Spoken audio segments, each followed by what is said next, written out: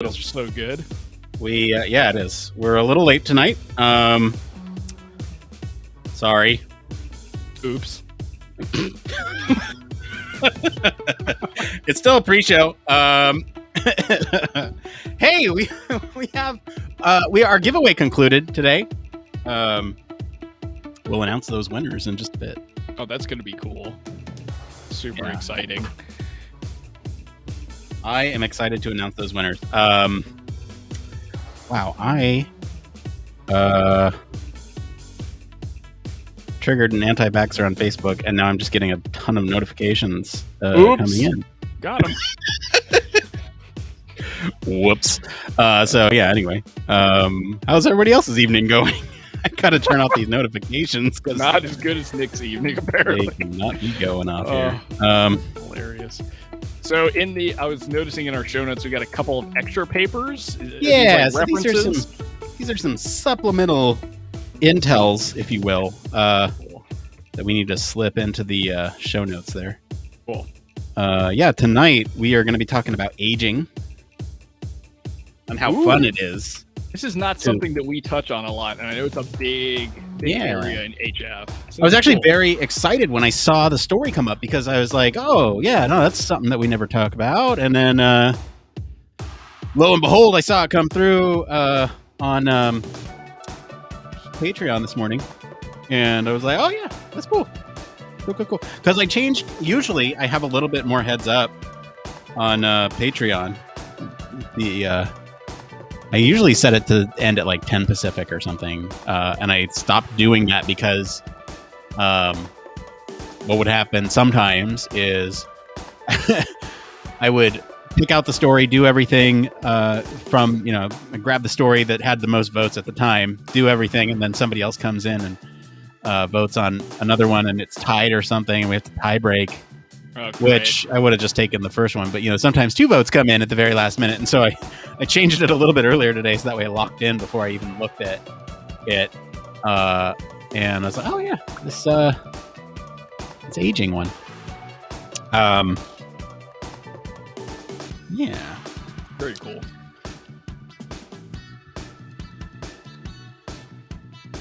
Oh man, Nick, I feel like we have our first ever comment chat from Facebook. What, do we? Yeah, sitting in the chat. I think it's in relation to us being late and giving us a free pass. Excellent. Yes, Facebook. All right, so let's see here. What do we need to do? We need show notes. We got some things in there. I started doing some things before the show. You're doing the little blurb thing. I am. We have a couple of It Came Froms this week that are interesting. So one from Patreon, from our favorite no, we don't have favorite patrons, but from the one that we say every week on the show, Michelle Tripp. She talks about remote UX research, so we're going to be talking about that. Splendid. We're going to be talking about David from our Discord asking a question about standards on the brightness of LED status indicators. Nice. Blake, you better brush up on your standards for LED status indicators. Oh my goodness, I'm gonna fail this test. I got an answer. We'll read it on the show. Let's see here, and then I marked a few that we could potentially talk about tonight on the show. Want to get your thoughts on it before I commit. So let's see here. We have. Okay. Let's see if I can find some of these.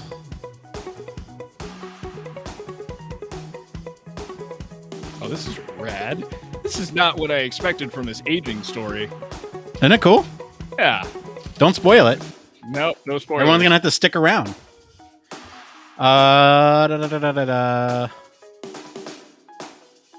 Where the heck? I marked some of these Reddit posts to make sure that I came back to them because I wanted to. How about this one?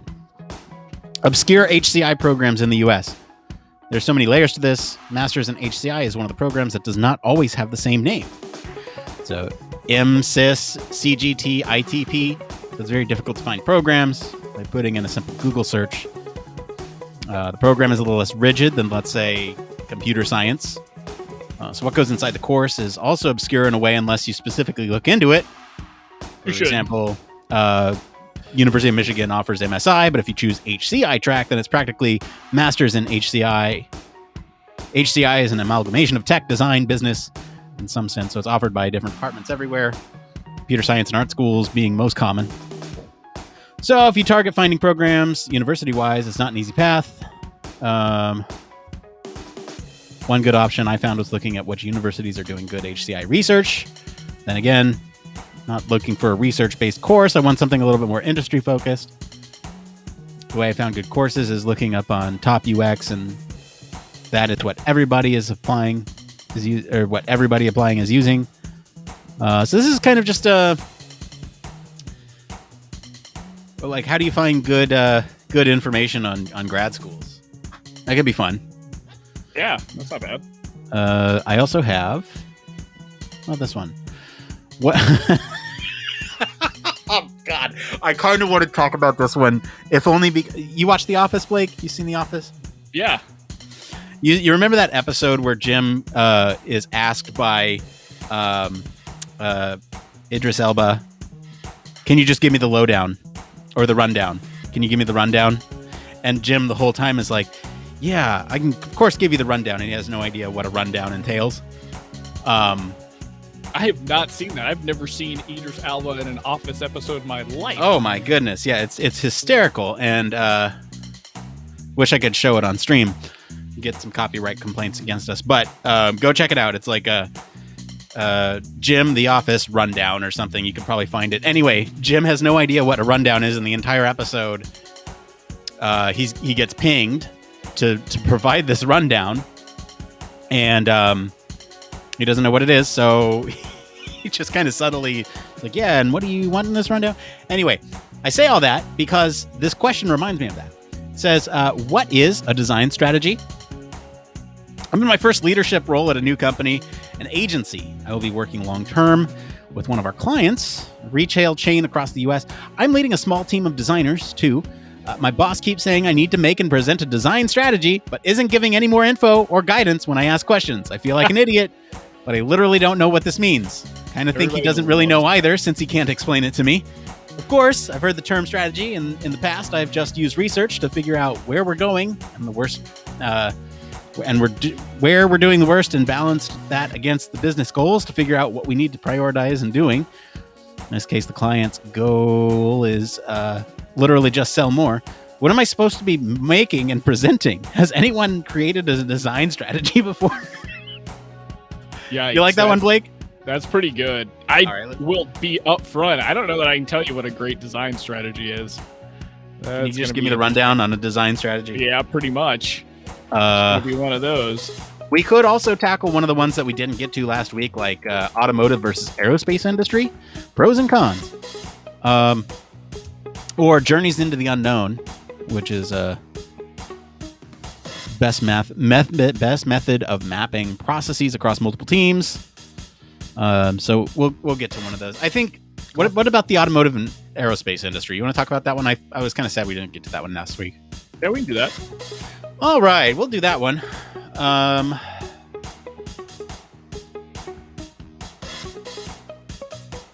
Hey, if you are watching with us, thank you. We really appreciate it. We're going to start the show here in about 15 minutes. We're just prepping here on our end. We will announce the winners to the Neuroergonomics Conference that we will be at next week. Yes. We have 3 winners. 3? Wow. 3. Count them, 3.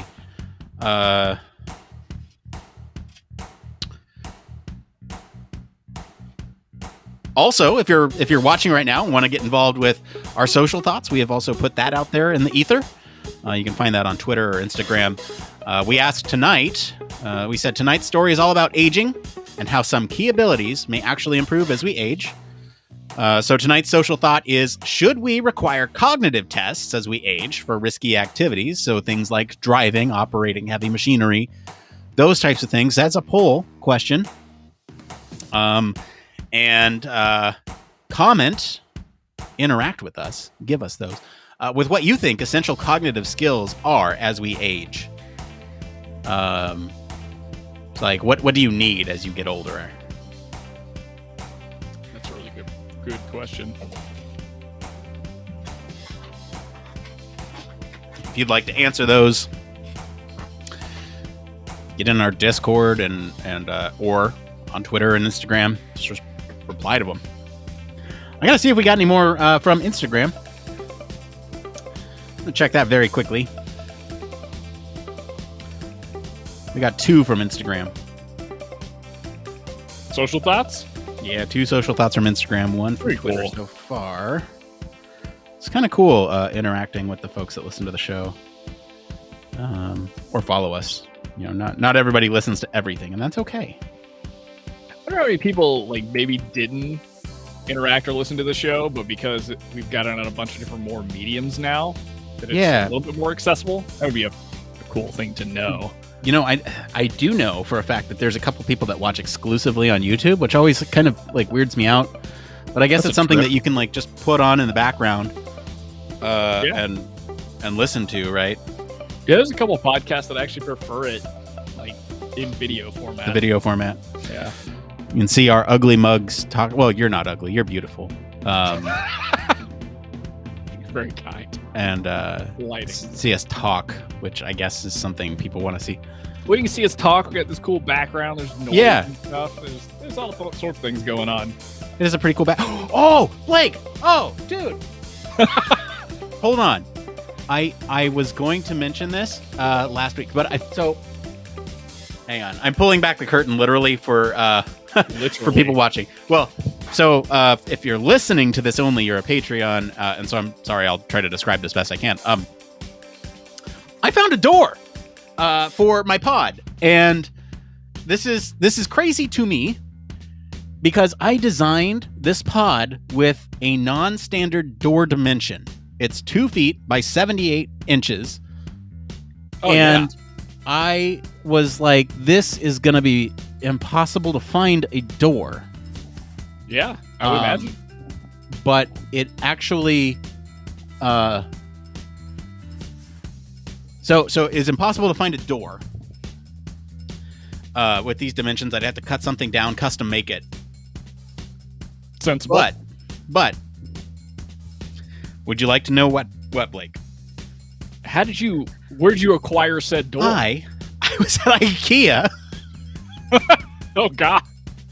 And we were in the as-is section because we were looking for a chair for my wife's What's the office. as-is section? So it's just a section where they sell things as is. It's either broken, busted pieces, or like parts of things that didn't pan out or whatever. That's right. So we found my wife a chair there for her desk. Cool. And we also found a 2 foot by 78 foot desktop. A desk counter.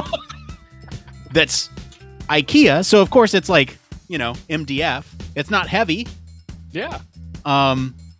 So I put it on a drawer slider, and now I have a door here in the pocket hole. You are hilarious. So it's on a drawer slider, so it's like a sliding door. Yeah, it's a pocket door. You basically have a porch door. That's amazing. Yeah, so it's a sliding door. It hides when it's, in.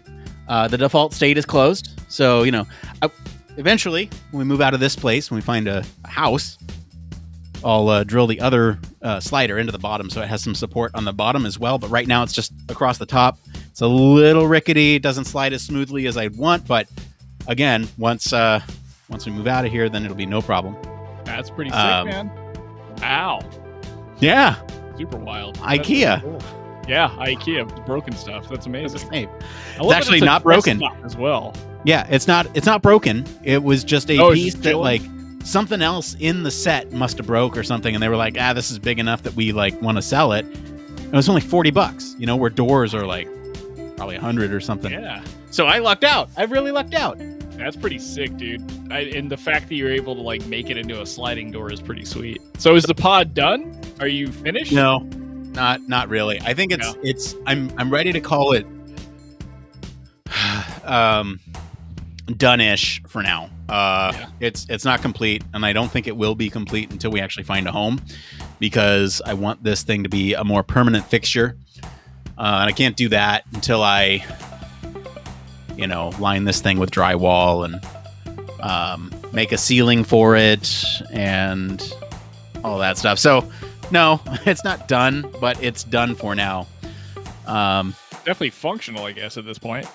Yeah, it's very functional. The door keeps my son out. Not quite entirely like I'd like, because I have clamps at the bottom that he can't, because it's only secured at the top right now, right? So if he pushes forward, that thing rocks a little bit, and so I have to put the clamps down here so he can't push it in. He's not smart enough yet to pull it out. So, and it's too heavy. It's heavy enough for him to not be able to push it, open it. Anyway, very sitting cool. here talking about the desktop as a door. How are we with the blurb? We good there? I think we're good. And then I pulled abstracts from all the other papers and just kind of split them up. Cool. So they're there. Yeah, I have some info in the Intel section of one paper. I didn't get the other one in there. I think it says a lot of the same stuff. Sweet. There might be another key point or two that we want to bring in, but crystallized and fluid intelligence. I don't know how long it's been since I've read those words together. It's wow. Language. Yeah. I'm highlighting some key, or not highlighting, I'm bolding some key points here, like under language, and then visual construction skills. Declines over time. Yeah, visual stuff declines. So I'm kind of bringing out the key findings. I don't want to read all these paragraphs. They're there if we need to reference any of the material, but I want to pull out these key kind of these aspects of aging. Change with time, and these ones don't, or these ones improve.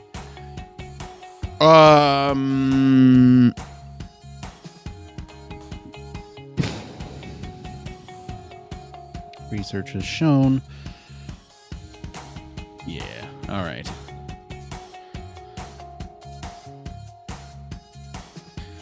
And then there's a couple interesting things that we have in the lab under the Discord as well, with respect to could we integrate? Katie made a good point of could we integrate some of this? I'll bring this stuff in as well. There's lots of intel tonight, lots of talking points that we could get to. I don't know if we'll get to all of them, but they're there if we need to. I always like to be over prepared rather than under prepared, and so I want to make sure we get through the news in a enjoyable fashion for everybody. Enjoyable fashion, yes, I agree. Let's see, we got our winners in there. Those will be announced here. Wow.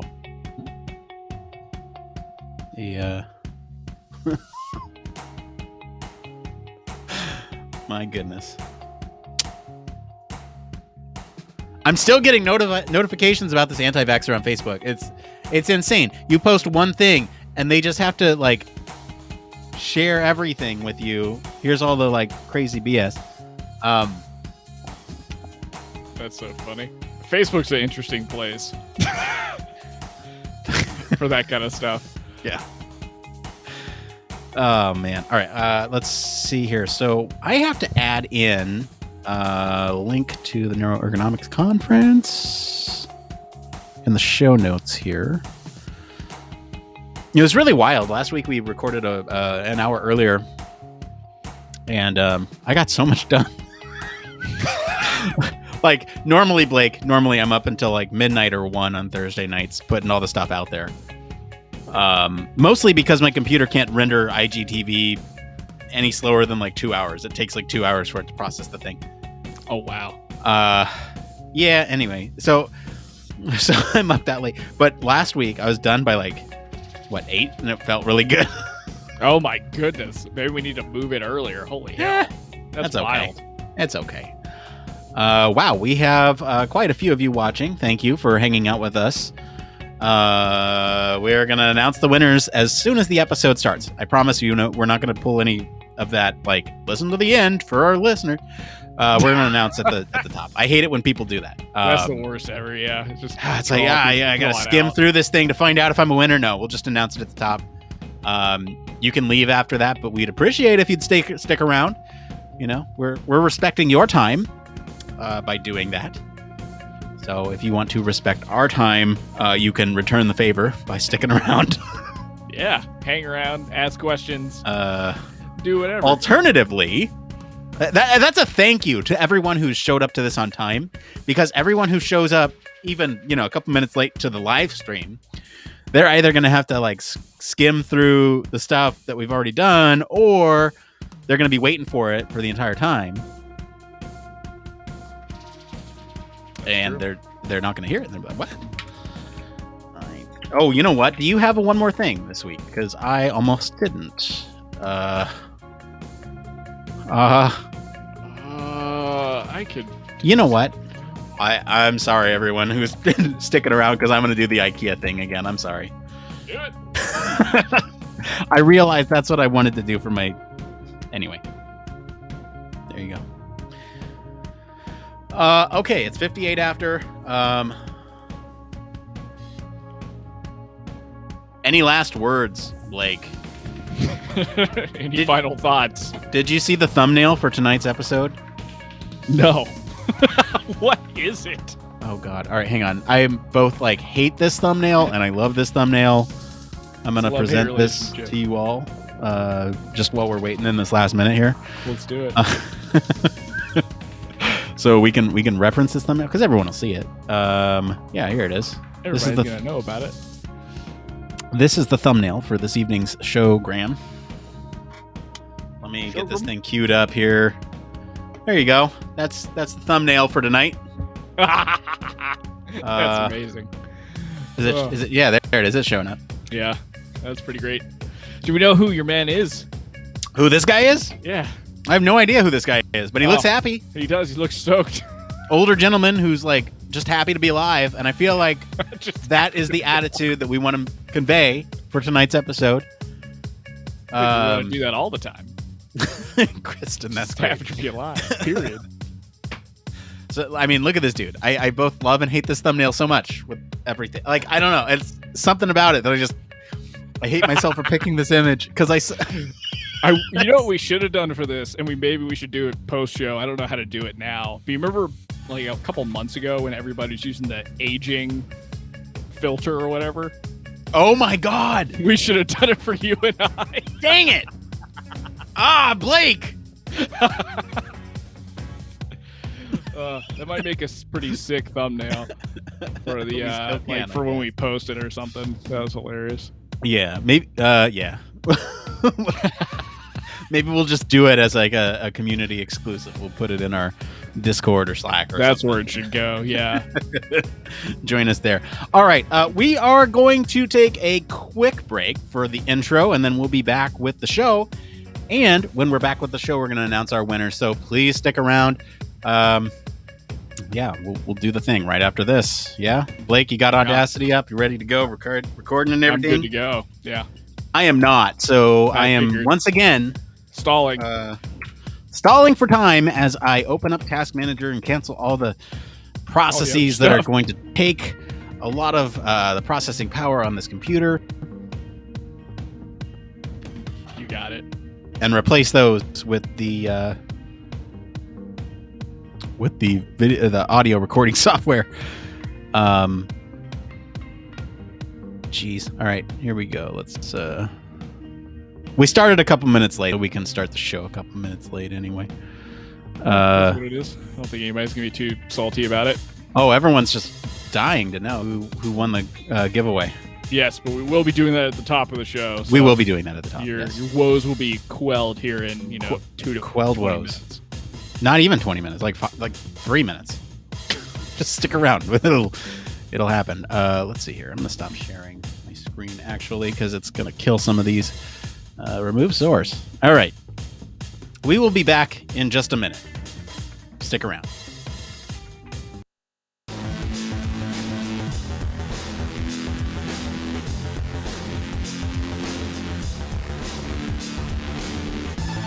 Welcome to Human Factors Cast, your weekly podcast for human factors, psychology, and design.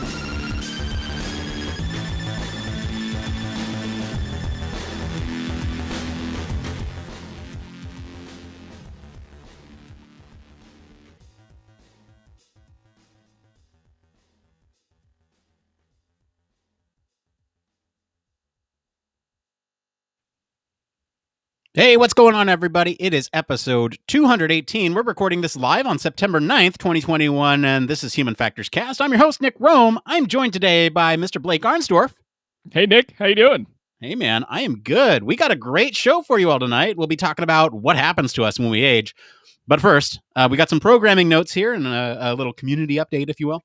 We're going to the Neuroergonomics Conference next week. That's September 11th through the 16th. We've been invited. And we've actually got a couple of, what do you want to call them, tickets or admissions to give away on the show tonight. Yeah. You'll have coverage from that event. We'll be there. And so will a couple of you. And we want to let you all know who those winners are right now. So the winners have been notified via email. But we have Kirsten M. from the United States. We have Vianney R. from Singapore. And then we also have Bo D from the Netherlands. So we have we have people all over the world winning these giveaways. Worldwide audience of winners. That's amazing. Yeah, it's pretty awesome. So congratulations to our winners. We're excited to see you all there. And for the rest of you who aren't able to go, like I said, we'll have coverage from that event. And there's some pretty cool keynotes and presentations that I'm looking forward to. So, we'll try to have that coverage for you. Also, if you're unaware, if you like the conference coverage, we did put out some conference coverage this weekend from UXPA. I sat down with Christy Harper from End-to-End User Research. We actually sat down and talked about UXPA International. So that is out there for your ear holes now. Please go listen to it. And one more little programming note here. Our humanoid robots deep dive is live now. So you can go check that out. It's a great companion piece to last week's episode where we talked about the Tesla bots. But we know why you are all here. You are here for Human Factors News. So let's go ahead and get into the thing.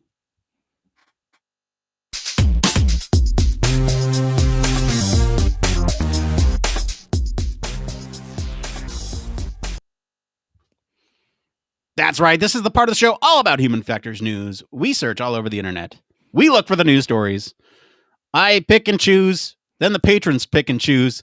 And then it comes to you. This week, Blake, we're talking a lot about what happens when we age. Everyone kind of wonders about it. We're all getting older. What happens when we age? Blake, what's the news story this week?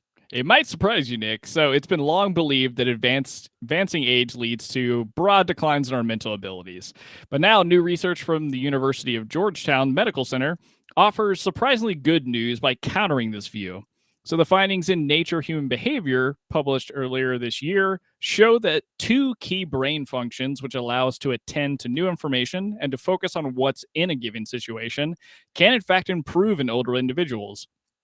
These functions underlie our critical aspects of cognition, such as memory, decision-making, self-control, navigation, our ability to do math, to talk, and even reading. And a quote from some of the authors, so people have widely believed and assumed that attention and executive functions decline with age. And despite intriguing hints from some of the smaller scale studies that raise questions about these assumptions, the results from large scale studies done by this group have indicated that critical elements of abilities can be improved during aging, likely because we simply get practice with these skills throughout our entire span of life. So, Nick, this is kind of insane for two reasons. So I feel like this is one of the first times that we've talked about aging on the show, which we know is a big human factors topic. But also, this is one of those paradigm shifting moments that science can so often provide, where it's like, well, maybe some cognitive abilities decline, but not everything. So I don't know. What do you think, man? Yes, great point. So really quick, before I get into my thoughts, I want to get into social thoughts here. So we asked you all, tonight's story is about aging and how some key abilities may actually improve as we age. Our question to you was, should we require cognitive tests as we age for risky activities? So things like driving a car or operating heavy machinery. And then we also asked you to comment with what you think are the most essential cognitive skills we should have as we age.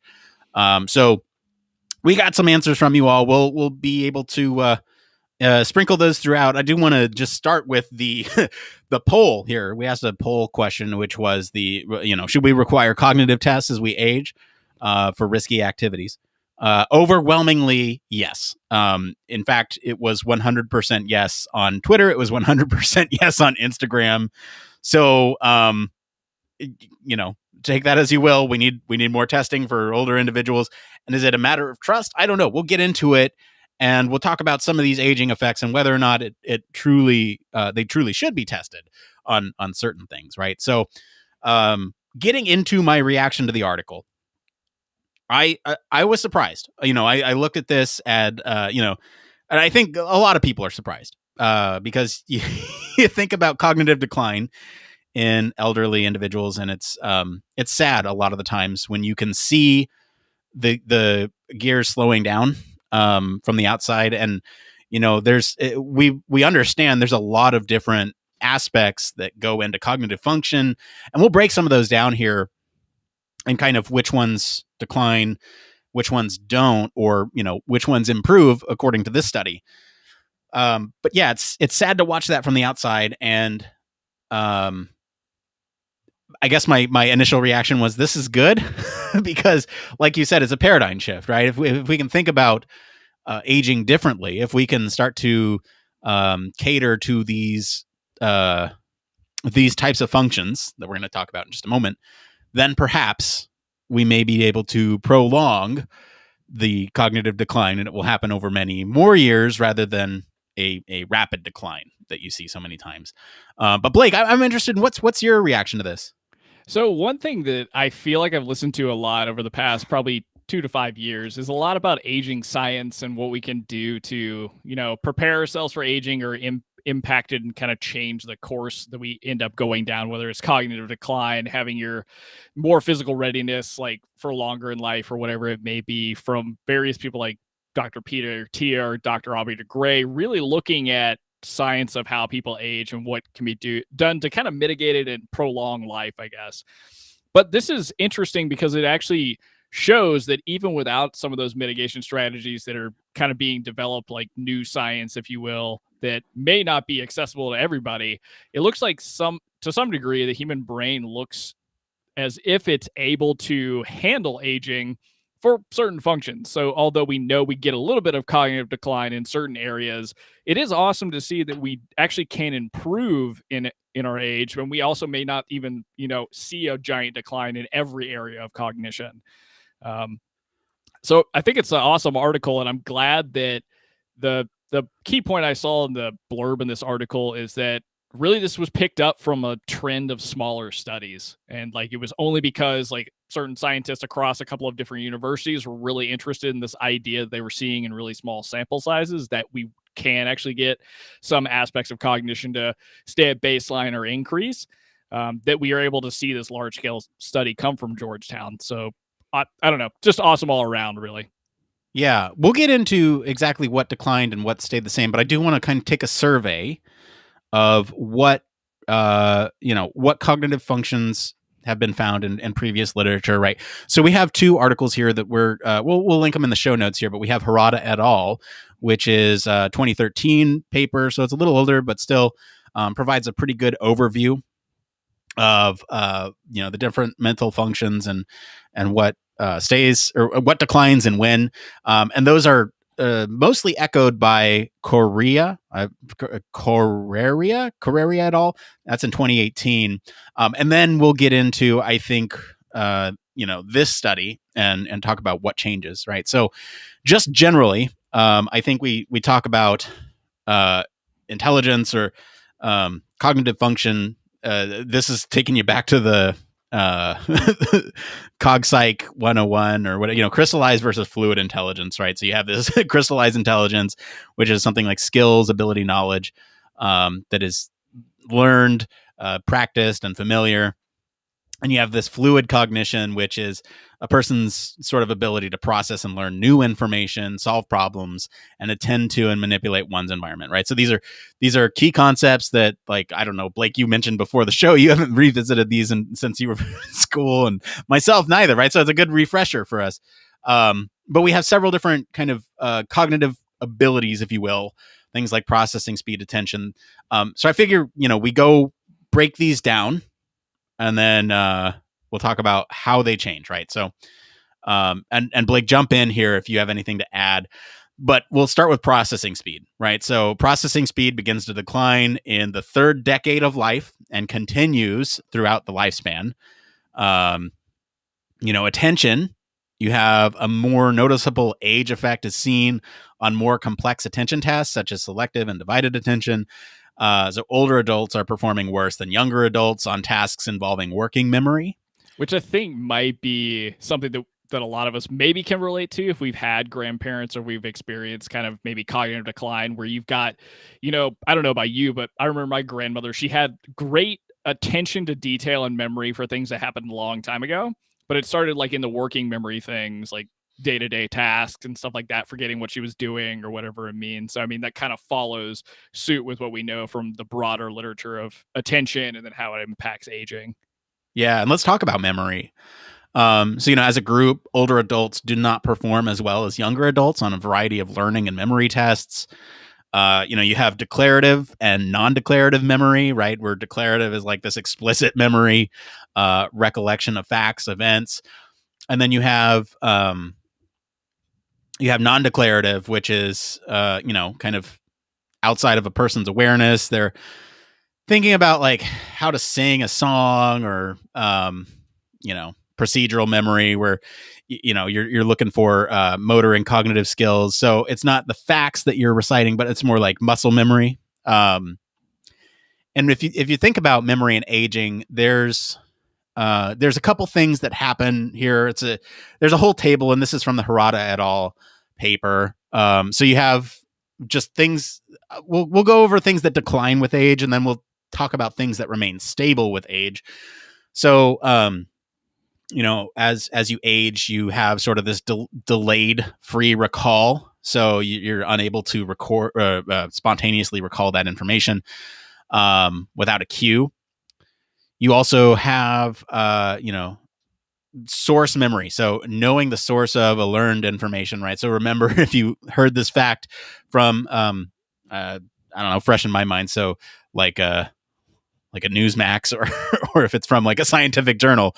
Which I think makes a lot of sense too, right? Because source memory, especially now, it'll be interesting to see what it's like when you and I are old if we were able to participate in these studies, because the amount of information now is so insane, and the amount that is coming out of like your phone and various mediums, like trying to remember source of anything can be just super impossible at this stage. So I would imagine this gets exacerbated as time goes on for future studies and things like that. Yeah. And then the last one here that declines with age is prospective memory. So remembering to perform intended actions in the future, right? So forgetting like to take medicine before you go to bed, which is actually a huge problem in the healthcare field. That's like, how do you communicate directions to aging individuals who may have a harder time remembering some of these things? So let's talk about, some of the things that remain stable with age, right? So you have recognition memory. You're able to, we're talking about recognition versus recall in this instance. And so it's going to be easier to recognize something. You see an object that you haven't seen in years and all the memories just come flooding back. That's something that you are able to recognize. That doesn't decline with age. I always think of the example in Coco where Grandma Coco sees the picture of her dad and she goes, "Papa," and if you want a good cry, go watch Coco, because man, I'm just getting teary-eyed thinking about it. Grandma Coco. All right, anyway, we'll get on with it. All right, so then we have temporal order memory. So this is thinking of things of like how do things happen over time, correct sequence of events, those types of things, right? So like remembering last Saturday that you went to the grocery store after you're able to after you went and ate lunch with your friends, that type of thing. That remains stable with age. And then the last one here, procedural memory. So this is how to do things, how to ride a bike. So that's kind of an interesting table of how memory can decline or remain stable with age. And then we have a couple other. Again, we're still in the Hirata et al. Paper here. They go over language, visual spatial abilities, and construction and executive functioning. So let's talk about those. Language ability remains intact with aging, just overall. For visual spatial abilities and construction, so this is like the ability to put together individual parts to make a coherent whole. So like, assembling IKEA furniture, that declines over time. And then this is kind of interesting because this is almost a little bit Contrary to what the paper that we are talking about from Georgetown finds in some ways. Well, that's why we're talking about this first, Blake. That's why we're talking about this first. Yeah. And then the last one here, executive functioning. So, things like concept formation, abstraction, mental flexibility, those things decline with age, especially after age 70. So I think that was a good recap of the Hirata et al. Paper. Anything else from that you'd like to talk about there, Blake? No, I mean, this seems probably to go along with a lot of the normative stereotypes we'd imagine that come with aging. I mean, a little bit more obviously if you're familiar with psychology or if you have a psych background, but this seems all kind of steady state normal of what you would expect, which we'll find a little bit more about later as we go back to the original paper or the new paper for the evening. Yeah, let's get into a social thought here. So again, the question was, what do you think are essential cognitive skills as we age? We have Anonymous from Instagram. They asked to remain anonymous. This is being aware of our surroundings. So this is something that they thought was critical to aging.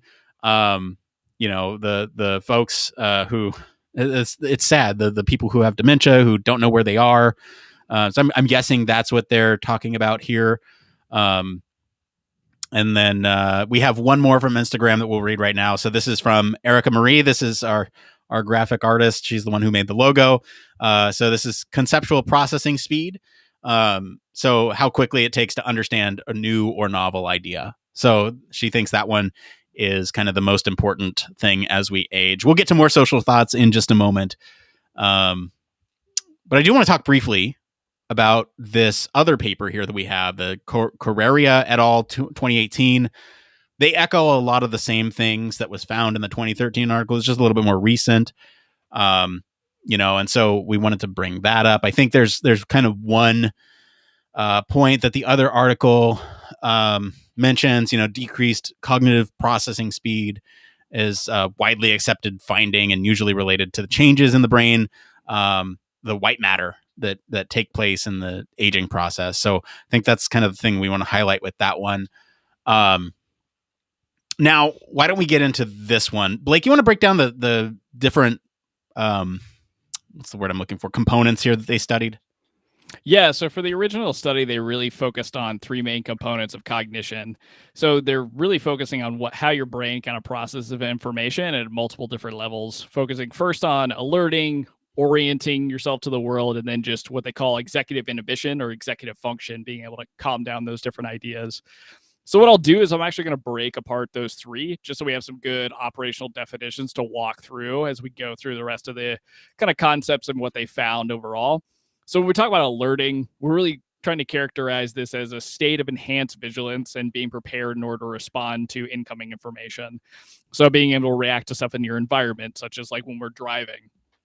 Another one that is focused on orienting. So this really involves shifting your attention to different resources in terms of spatial location. So really being able to understand your surroundings, interpret them correctly, and kind of interact with your surroundings in a way that's, meaningful for you. And the last one, which is really focused on executive function. So they use this in terms of the executive network. So executive network inhibits distracting or conflicting information, allowing us to focus on what's important. So you can imagine being in a crowded room, being able to focus on somebody that you're having a conversation with and tune out the noise around you, and really kind of hone in on whatever's being said. So those are our main key components that we're looking at in terms of understanding how in aging populations, people process information. So high level, Nick, the study's really big main takeaway is that only alerting, so going back to how we're able to deal with new information and being prepared to react to it, that's a space that really we see a decline with age in. However, in terms of orienting or executive inhibition, we can see either them staying at baseline or even being able to be improved as we age, which is kind of an interesting set of findings there. So do we want to give our thoughts on the overall thesis of what they've got going on, or do we want to kind of keep going through? Yeah, I mean, let's give our overall thoughts, right? Like, to me, orienting was a little surprising, especially, given the example that I just gave, right? If you have somebody with dementia who doesn't know where they are, what's going on, that's what I think of when I think of like lost old people. lost aging populations. And so like, it was surprising to me. And I think the finding about, being able to inhibit distracting information is interesting as well, because, when I think about aging populations, I think about maybe hard of hearing, and that's biological things going on inside their ears, and so to me, the fact that they either remain the same or even improve their ability to cut through the noise and to focus in on something is interesting to me. What are your kind of overall thoughts on this? The whole thing about orienting and then executive function, or being able to basically inhibit things and focus in on details, I think for those two, I am very surprised that they can even improve with aging because of things that you just said. But I think maybe the important part to think about here in terms of like studying this is all things considered normal outside of like having, some kind of neurodegenerative disease or having any kind of biological effects of potential aging, like hearing loss and things like that. The orienting does surprise me, because maybe because I'm biased, because my own spatial abilities are very bad. And so it just surprises me. The executive function thing, I think that's one of these areas, and they talk a little bit about this in the paper, of the ability to basically practice something continually and it build like a skill over time. I feel like a lot of times we're forced to do that in various capacities, whether it was at school or, working in a noisy environment or whatever it may be. So although like you said, some biological markers may make it harder for people to hear, the focal attention is still probably pretty good because we've had a lot of practice with doing that. Alerting in some ways doesn't surprise me now that we've gone through those other papers kind of like thoughts and they broke down all those pieces, because really it's like this brand new incoming information that could be novel, that one I have to figure out, understand, and then all of a sudden react to in some cases. So that one, I guess it makes some intuitive sense that it would decline with age, because there's just a lot of different variables that you have to potentially figure out and then react to. But overall, it's still interesting that you can see that not everything is cognitively declining just because you get a little bit older. Yeah, I want to get into alerting really quick here, because I mean, if you think about it, aging populations have been around for a while, and so they've experienced novel things time and time again. However, as you age, you experience less and less novel things as time goes on. And so I'm wondering if it's like a muscle that you have to work to react to new things. And because they've seen so much by that point in their life that, they're not exercising that muscle as much. And so they can't sort of understand what's going on, right? We'll get into what the researchers think here is the reason. I do want to get into another social thought here. Let's see here. This one's actually from our buddy Barry Kirby, who's actually one of the latest members of the Digital Media Lab. If you're interested, we have that link on our website. Barry writes, the ability for dynamic decision-making must be key, and that research indicates that alerting is negatively impacted. But is this where automation can help, especially in more rural, suburban areas where vehicles are more of a necessity than a luxury? So this is in respect to the risky activities and decision-making cognitive skills. So I don't know, Blake, what do you think? Do you think automation can help with some of these, declining mental abilities as you age? I think it can help. I don't know that it's going to help us overcome some of the issues, like, losing attentional, like alerting capability to react to alerting. Because if you think about it, like if we're offloading things to automation more and more earlier and earlier in life, we may not be experiencing as many kind of novel things, I guess. But I definitely think it makes a lot of sense to try and go ahead and start thinking about what technology solutions we can start putting in place if we understand a lot of the variables of what aging looks like, how it affects cognition, what can be done from, an automation standpoint or a supplementary standpoint like BCIs when you're older. I can imagine almost, I don't know, this feels science fiction-y and futuristic, but down the line, being able to use a BCI to help you kind of, give yourself more RAM, if you will, for offloading things or whatever it may be, or even reminding things that you need to do. Right. But yeah, so that's a great thought. And I think dynamic decision making is one of those key areas that you want to kind of have facility of throughout your entire life. Yeah. I'm going to read one more social thought. This one comes from our Twitch, Kristen in Twitch. Do you think the tech boom influenced younger people's ability to focus attention, and that's why the aging population is better? Blake, what are your thoughts on the tech boom influencing younger people's ability to focus attention? I definitely think it's going to play a big role. That was something I was alluding to a little bit earlier, like what it's going to be like for you and I when we hit this age, and how it's going to impact our ability to, still be see these kind of cognitive benefits. I think we're going to see them in a different way. But I still think that alerting is still going to be an issue because of brand new stimuli. Although you could argue that we do expose ourselves to a lot of potentially novel things all the time from an information perspective. But yeah, I think it's going to have a big impact on our ability to hold attention for long periods of time, which may impact these other two things we're seeing positive growth in a different fashion. How about you, Nick? I mean, do you think that our interaction with technology, or our oversaturation with technology, really is going to impact our attentional abilities or our cognition when we're old?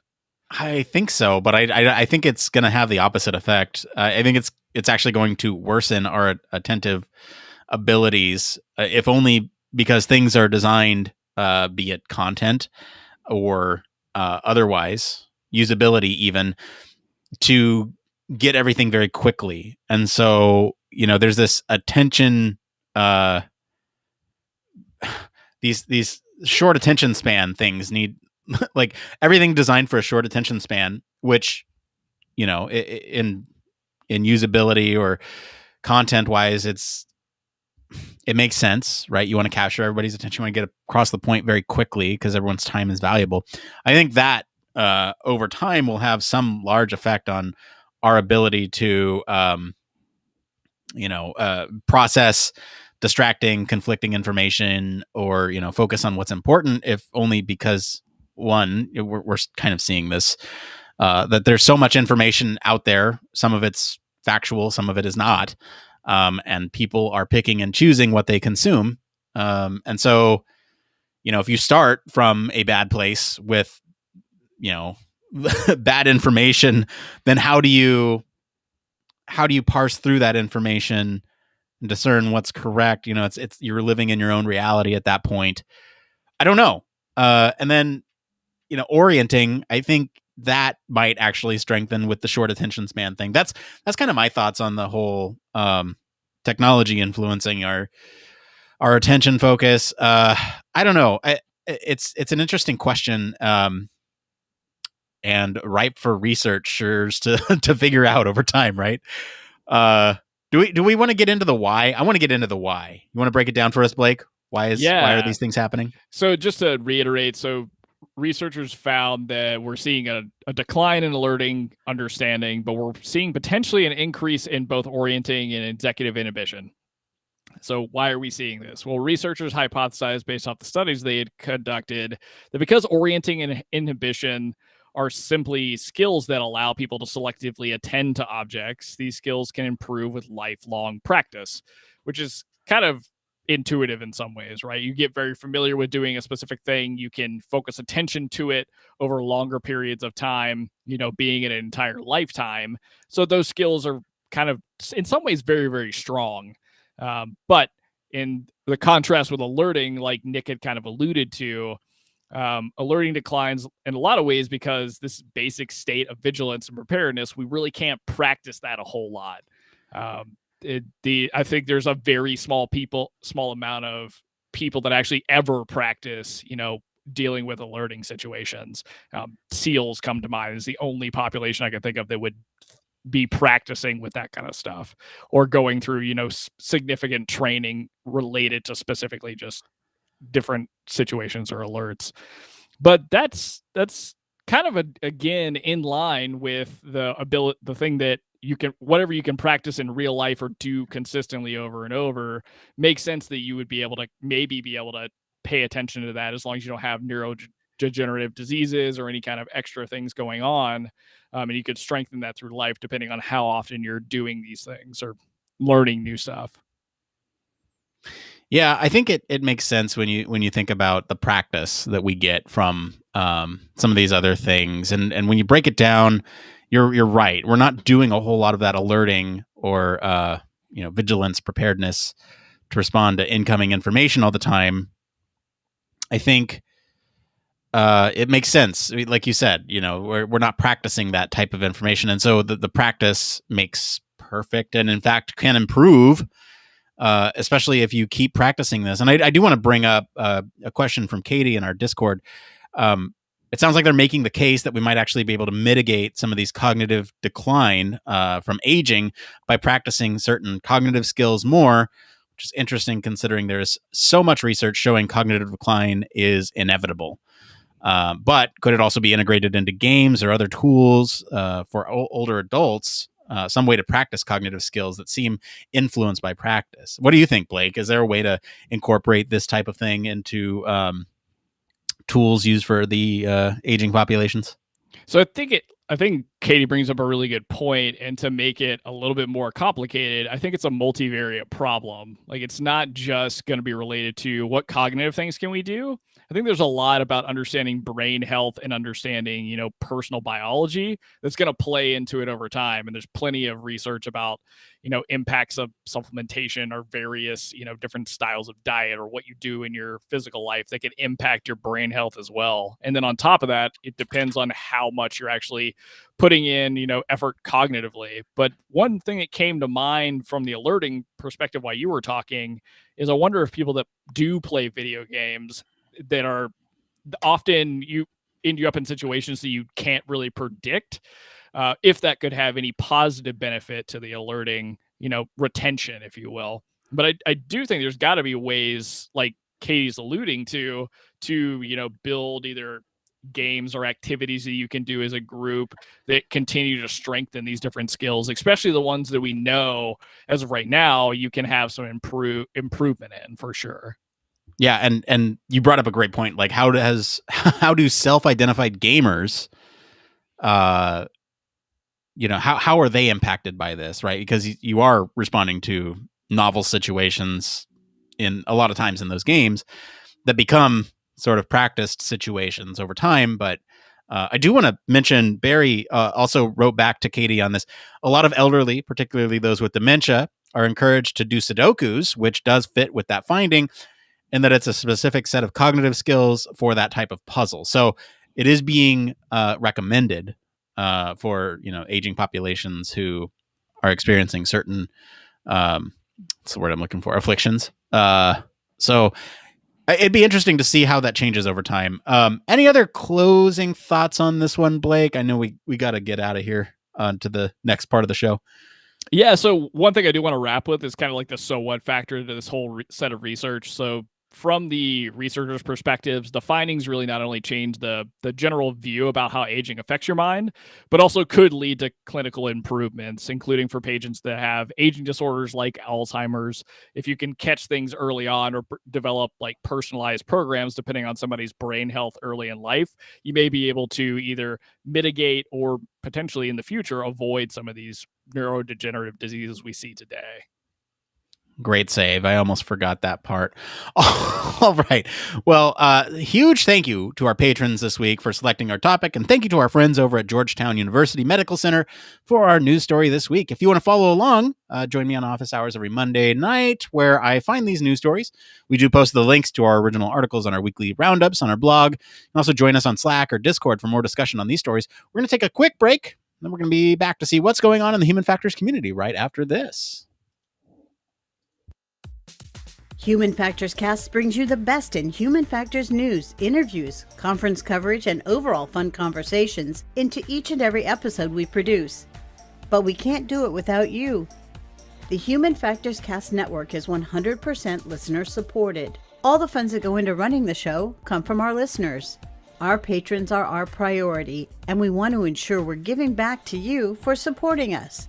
Pledges start at just $1 per month and include rewards like access to our weekly Q&As with the hosts, personalized professional reviews, and Human Factors Minute, a Patreon-only weekly podcast where the hosts break down unique, obscure, and interesting human factors topics in just 1 minute. Patreon rewards are always evolving, So stop by patreon.com/humanfactorscast to see what support level may be right for you. Thank you, and remember, it depends.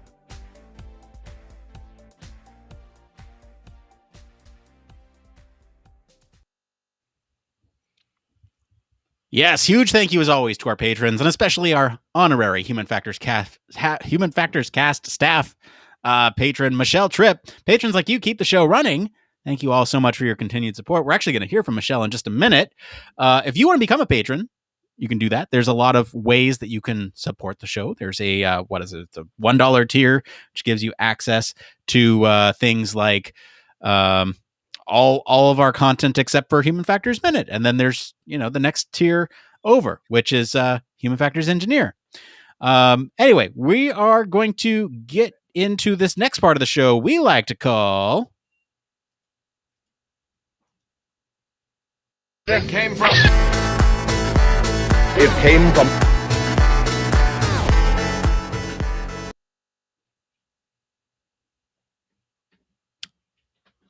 That's right. It came from. Hang on for just a moment. We lost Blake. We're going to get him back. So I'm going to have to do a lot of edits in post, which is what this means.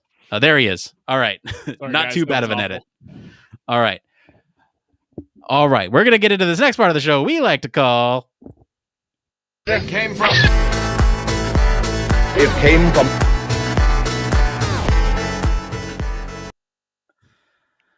That's right. It came from. This week, we got a little bit of everything. We got some from our patrons. We got some from our Discord, and we got some from the good old Reddits. So we look all over the community to bring you topics that you all are talking about. You know what? If these answers are helpful to you, give us a like on whatever platform you're on right now and help other people find this content. So we're going to read this first one here from one of our patrons, Michelle Tripp. Says, "Hi all, my question is about remote UX research. The pandemic has definitely caused an increase in remote UX research and testing. From both of your experiences, what struggles, trials, and errors have you had, if any, or successes with remote testing and research? Is remote research something that you already had experience with before the pandemic started? Thanks for all the hard work you both do for HFC, Michelle." Thanks, Michelle. That's really kind of you. Blake, have you done remote research before the pandemic, and then have you done it during the pandemic? I'd never done it before pre-pandemic. Pandemic, of course, like a lot of people, kind of forced your hand in some ways. But yeah, so definitely a lot of lessons learned on all sides of the house. In terms of kind of trials and errors or like the biggest problems, one of the hardest things that I had, especially in my previous job, was technology problems. Like literally if somebody was not not at home using their own equipment, and due to kind of work circumstances, they may not be able to share their screen. They may not be able to see the video, or they may not even be able to, see a brief or presentation that you're trying to show. So kind of having to buffer and plan for all of those things, being ready for tech not to work and you have to do usability testing on the phone, or you have to walk somebody through a design concept without, them maybe even being able to see the design. There's just a lot of weird things that you have to kind of account for. And sometimes you just end up rescheduling that kind of stuff.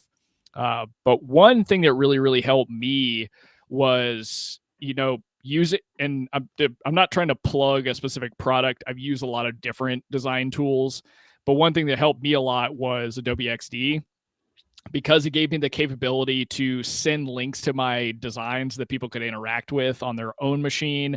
I didn't have to rely on, hosting it somewhere or like sending it through different means. It was like just a link. You could click it, you could use it, and that would allow us to walk through designs. And maybe we wouldn't get the capability to record somebody's face or whatever, but we could, have them go through tasks and things like that. So for me as a designer, that really was an invaluable tool. In terms of like really successful moments, there's one awesome kind of side effect of the pandemic for me is I got more access to end users than I had ever had before in my previous position, just because they would either be home so they would be able to, access, whatever we were doing from their own laptop through Microsoft Teams or whatever it may be that we were using. And that also gave us the capability to talk a lot more often. So it just gave a lot of different user engagement throughout. But Nick, correct me if I'm wrong, you've done a lot of remote user testing at this point, right? Yeah. So let me start before the pandemic because that was part of the question. I did have experience with this pre-pandemic. However, it's a very tricky situation because I had I had users that were a very specialized population, so there weren't very many of them. Like we're talking maybe hundreds in the world. And so you can't really get to them that easily. They were also operating in spaces where technology was not allowed. Outside technology was not allowed. So you couldn't email them something very easily without it having to go through a million different things. And the technology had to be vetted before it was able to be entered into that space. And they operate in those spaces all day. So, asking them to do it outside that space would be kind of unreasonable because once they're out of that space, they're off the clock. So one way in which we did remote user testing was we had to find a tool that was able to get vetted past all these. It had to go through a million different checks before it went out. Lots of challenges with it. I think like you, Blake, once the pandemic happened, the door kind of blew wide open on being able to access people because everyone was at home. There's no longer all these checks that need to happen before it goes into a secure space. I will say, when we talk about my experience during the pandemic of usability testing, there's going to be a difference between complete systems and systems that are under development. And I think that's what you were talking to, Blake, was the ability to interact with people who need to be able to see in progress designs or be able to interact with interactive prototypes or anything like that. So it sounds like you had some success with Adobe Xd in that regard.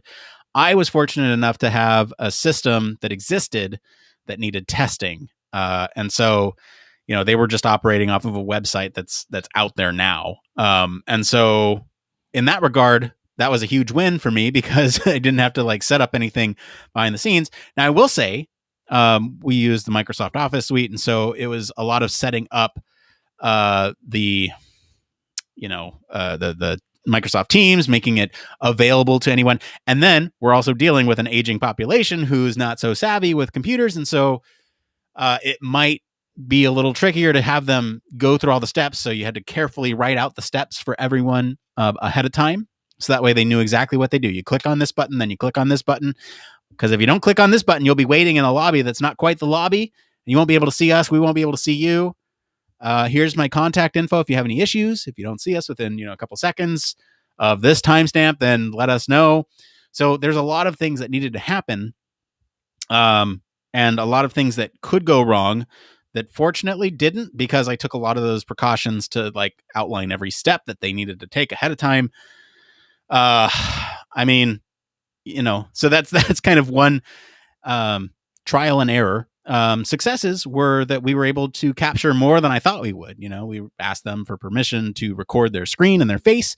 A lot of them were willing, which is weird considering, you're on this new frontier of pandemic living where, everyone sees your face all the time, and some were weird about it, and that's okay. We didn't get their data, but, I think largely it's been a success, and I think this will blow the door wide open for future usability tests, across the world. Being able to access things remotely from your home is huge. So I don't know. Any other thoughts on that one, Blake?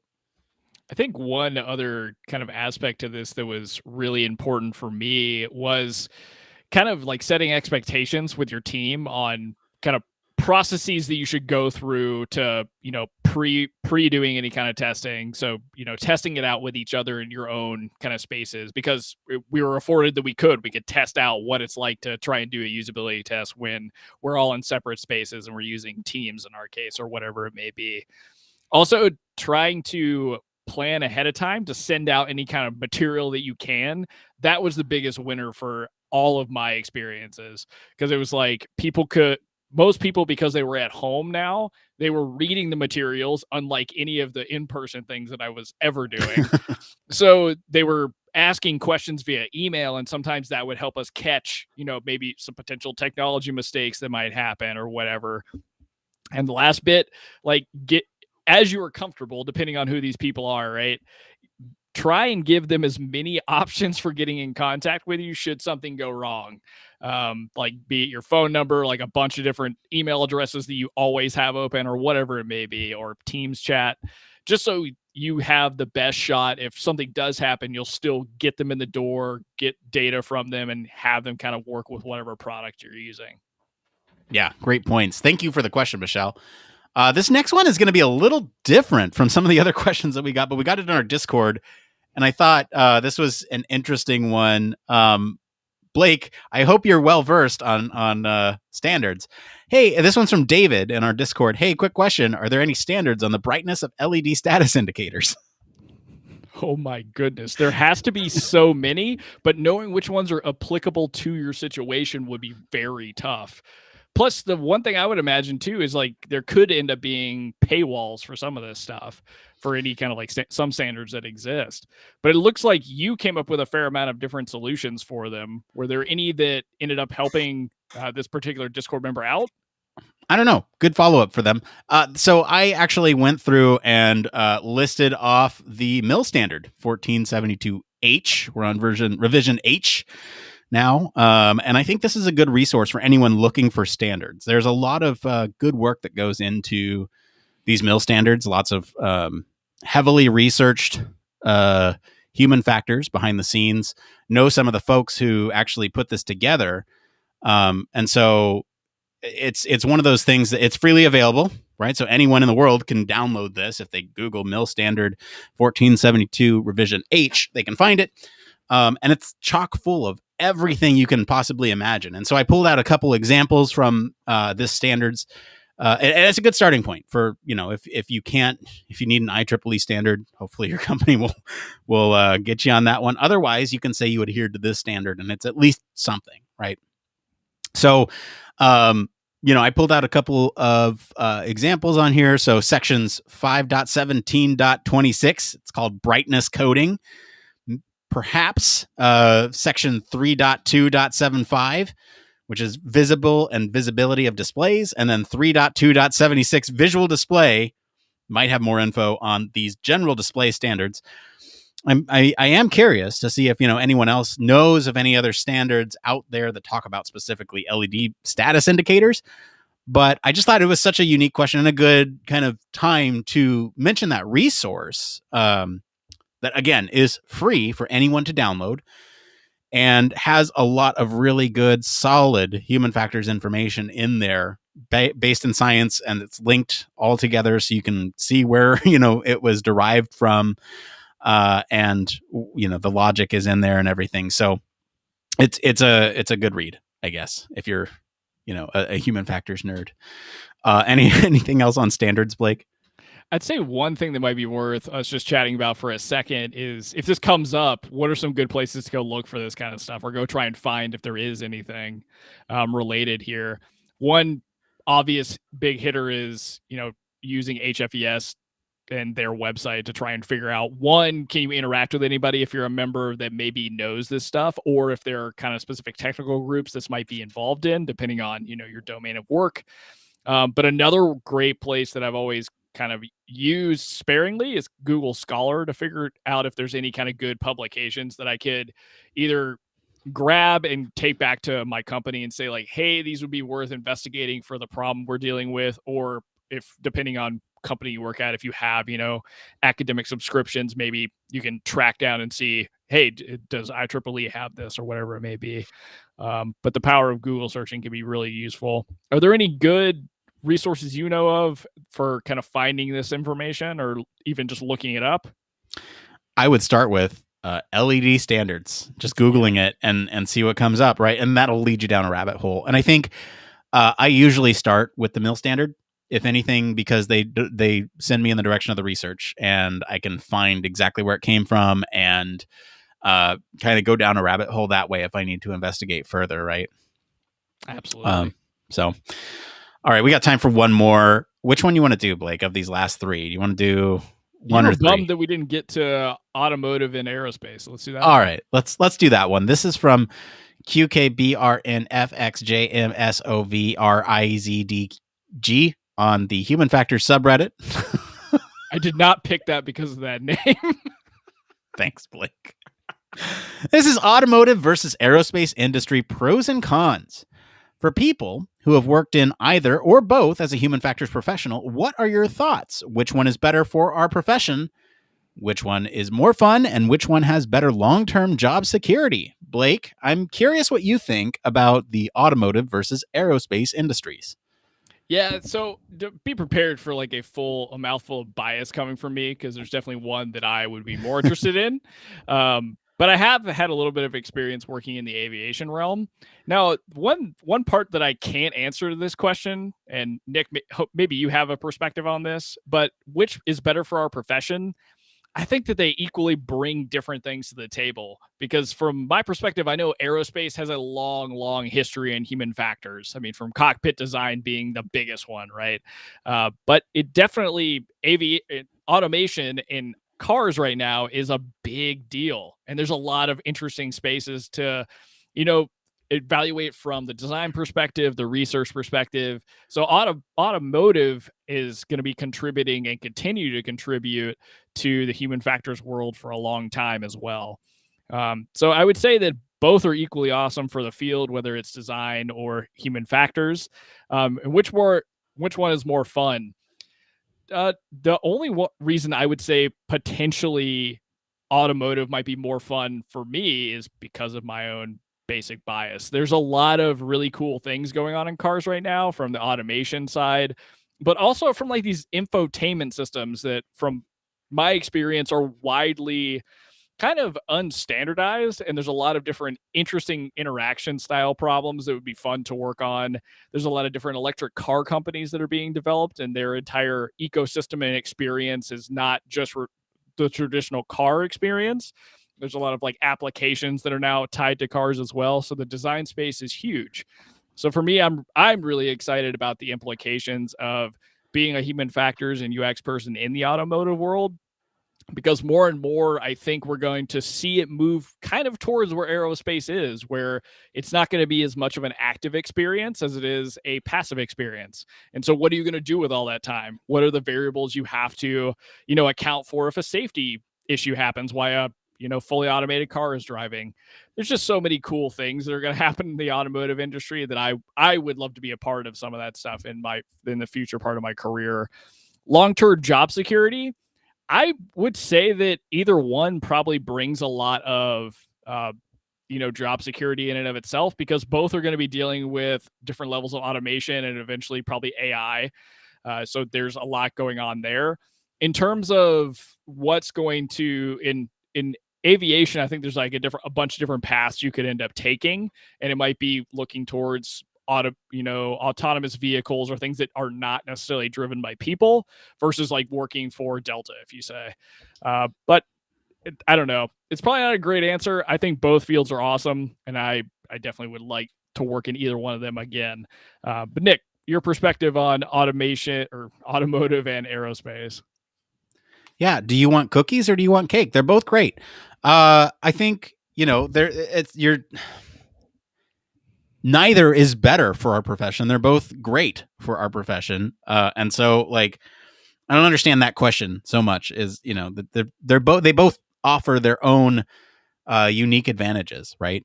Yeah. I think in terms of fun, it depends on what you like. And I said the thing, but it does. It really depends on what you enjoy doing. Do you enjoy trailblazing? If so, you might find that a lot of things from the automotive or surface transportation come from the aviation or aerospace industry. I feel like there's a lot more at stake when it comes to getting things wrong in aerospace than in automotive, in terms of time, research, human lives. I think human lives is debatable, because there's more automotive lives lost than aerospace on an annual average, but it kind of depends on what you think. If you want to save time and money for people, if you want to, then maybe go aerospace. If you want to save lives, then maybe go automotive.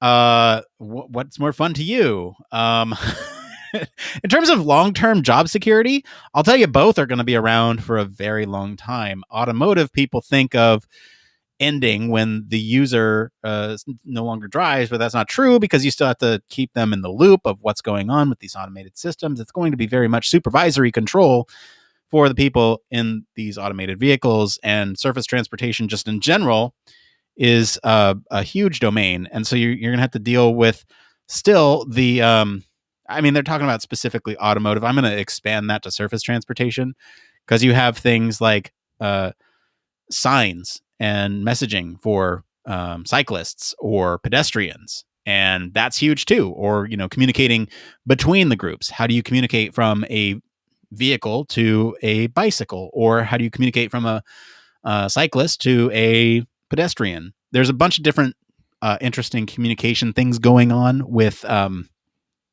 surface transportation that I think is worth exploring. I think that's it, right? That's it. Any other thoughts on that one, Blake? No, I do want to echo what you're saying, though. I mean, do what you think is interesting to you, and the answer is not going to be wrong in that case. Perfect. All right, let's get into this last part of the show. One more thing. It doesn't need an introduction. It's where we talk about one more thing. Blake, what's your one more thing this week? Oh, man. So my one more thing is a sad one more thing. I am having one of the craziest experiences trying to get some technology to work and play nice together inside of so it's audio equipment again. So I'm using it's from a company called Neural DSP, and they have a C++ design, I think C++ designed guitar plugin, but there's some kind of conflict going on with it and my current operating system for my Mac, which is, running the M1 chip. And there's just threads and threads of information to go through. And when you brought up earlier in the show, the kind of world of misinformation that we kind of find ourselves in, where you have to kind of make your own reality in some ways, it's been an interesting route to go down rabbit holes in forums and all that kind of stuff that I feel like I haven't done since I was in high school. But that's kind of all that's going on with me. Just troubleshooting silly things. How about you, man? What's going on in your world? Okay. Apologies for anyone who's around in the pre-show, because I'm going to say this again. I found a door for my pod. Anyone who's been listening to the show for a while, I'm building a pod for the pod, but also like a work office, because we're in a 2-bedroom apartment right now while we look for a home. And I needed a 3rd bedroom. So I'm effectively building that 3rd bedroom around me. Anyway, I built a pocket door here to my right, and it has some very unique dimensions. It's non-standard for a pocket door, and it's non-standard for a regular door. So I understood that going in, that I would need to make some modifications to it. Now, I was at IKEA the other day. We were looking for a chair for my wife's office, and we found it. But then I also just happened to take a look at some of these large sheets of, cardboard furniture is what people call it. But, and lo and behold, I found a desktop, like a literal desktop, not like a computer, that was the exact dimensions that I was looking for this door. So it's light enough to, fit on a track, and it's sturdy enough to act as a door. So now I have an IKEA desktop that's taking place of my this little void here that's behind this little it's the word I'm looking for, like sound absorption pad, depends pad for sound. So behind that is my pocket door, and I'm not going to pull this off because it's a big thing. Anyway, for anyone listening, I found a pocket door at IKEA, and it's cool, and it fits, and it's very serendipitous. So anyway. Nice. Yeah, especially with the dimensions you were rattling off earlier. It would have been impossible to figure out or find without doing it custom. Yeah. All right. Well, that's going to be it for today, everyone. Let us know what you guys think of the news story this week. What do you think about aging? Do you think, what do you wish would get better with age? You can hang out with us on our Slack or Discord. Get to us on any of our social channels. Visit our official website, sign up for our newsletter, stay up to date with all the latest Human Factors news. If you like what you hear, you want to support the show, there's a couple things you can do. One, right now, you can leave us a 5-star review. That's free for you to do, and it really helps out the show. 2, tell your friends about us. Word of mouth is really important for helping us grow as a show, helping other people find it. 3, if you're able to, consider supporting us on Patreon. We always appreciate the money, but we always put it right back into the show. We don't pocket any of that. It always goes to things like conference coverage or, some of the tools that we use to help put this thing out there on a weekly basis. As always, links to all of our socials and website are in the description of this episode. I want to thank Mr. Blake Arnsdorff for being on the show today. Where can our listeners go and find you if they want to talk about dementia? Oh, goodness. If you want to talk about dementia, you can always reach me in the Human Factors Cast Discord or Slack at Blake, and then across social media at Don't Panic UX. As for me, I've been your host, Nick Roome. You can find me streaming on Twitch every Monday evening at 4 p.m. For office hours and across social media at Nick_Roome. Thanks again for tuning into Human Factors Cast. Until next time, it depends.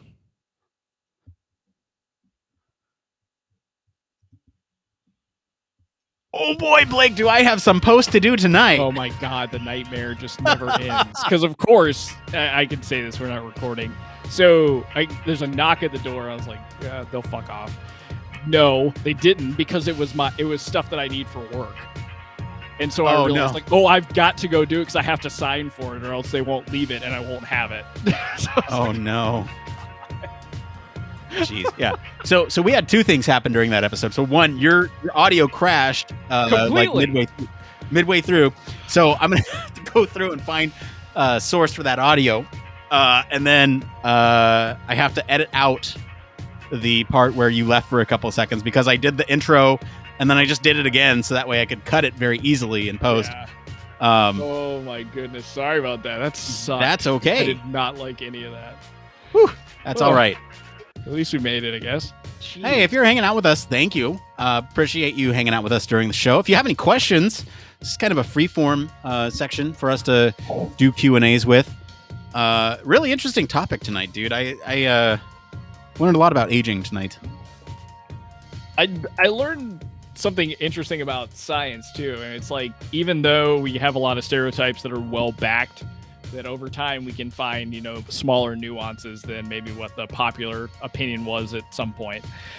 Because that whole, the possibility that we don't have to decline in terms of cognitive ability is amazing to me. And then what actually all the lab members, Katie specifically, that I remember bringing up, that if we understand what will go well, what can we do, like in terms of, apps that you use or things that you do in your daily life, they're going to make it just so much better to age. So it's just a cool topic all around. Yeah, I agree. Can I now I'm going to have to step out for just a second. I'll be right back. Have at it, man. But it's the Blake Show for now. Blake Show for however long.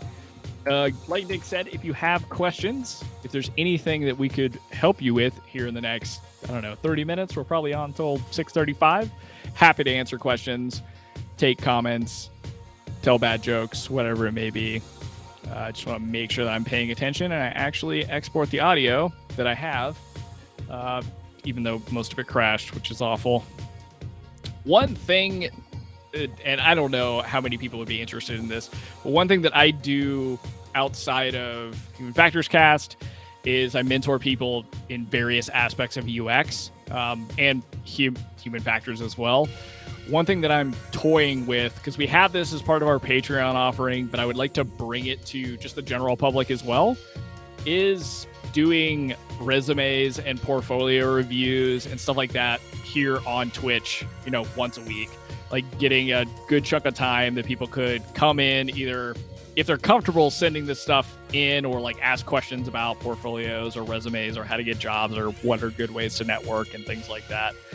Because I know it's something that we've, thought about like having as part of Patreon, and we do offer it at, I think, various levels, but I would like to continue to give back to the community through our own kind of social networks anyway. Yeah, really quick, let's be clear, it'll be more in depth on Patreon, and the cost of admission for Twitch is that it would be a quick review and your stuff would be on blast, right? That's the cost of admission. Well, that's the part. You have to be pretty comfortable with your own content at that point. And if you're not, that's totally cool.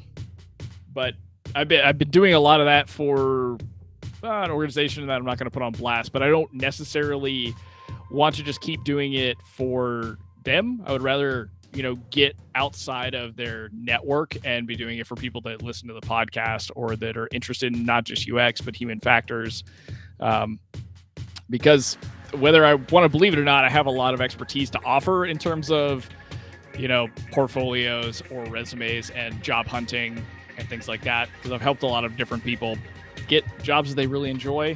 And it's something I want to give back to the community if it's possible. Yes. Yeah, I think that's a good balance, right? Like our patrons, like they get the full review. Like let's be clear. You're getting it from not just me, you'd be getting it from Nick, who's got a whole different set of skills and expertise than I do, which is two different, perspectives on how to hunt for a job or how to present yourself or whatever it may be. Yeah, and like I spend hours on those reviews too. Like I just, because there's a lot of back and forth, right? It's like, hey, what are your goals? What are all that stuff? Sorry, I'm turning this into an advertisement for Patreon, but like it really is like a larger, dropping all my stuff over here. It's a larger conversation, right? It is a customized review. But yes, I would love to do that too. I think if you're willing for kind of a quick review for something that you don't mind sharing with the world, obviously you can send in something anonymized, so that way your I guess name and information aren't on it. But if you're willing to put your job experience on there and stuff like that, we can certainly take a look at it. That's a great idea, Blake. I like that. I mean, I wouldn't be too ashamed about any of that stuff or worried about putting it on blast, because I mean, I don't know, the way I've wanted Twitch to eventually become, and I think it's slowly growing, is for it to be just a place that's not just you and I providing any kind of expertise, but actually be a conduit for lots of different people to join in that have, different backgrounds or perspectives on, whatever they've done with human factors or UX or whatever it may be. Yes, I like that idea.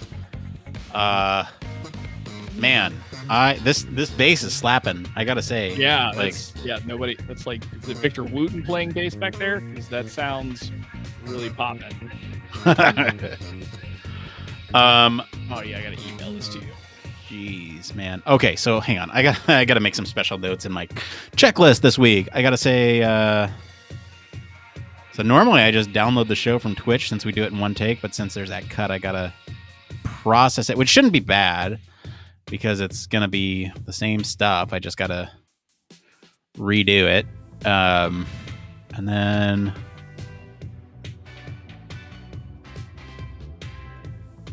I gotta edit the audio too. That's not a huge issue. It's just that big chunk where you're not talking. Yep, that's going to be awful. But can you pull the audio from Restream? Yeah, I can. I think that it'll be two different qualities, because I think what you send me is usually better quality. But I will figure it out. It'll be a late night, but that's okay.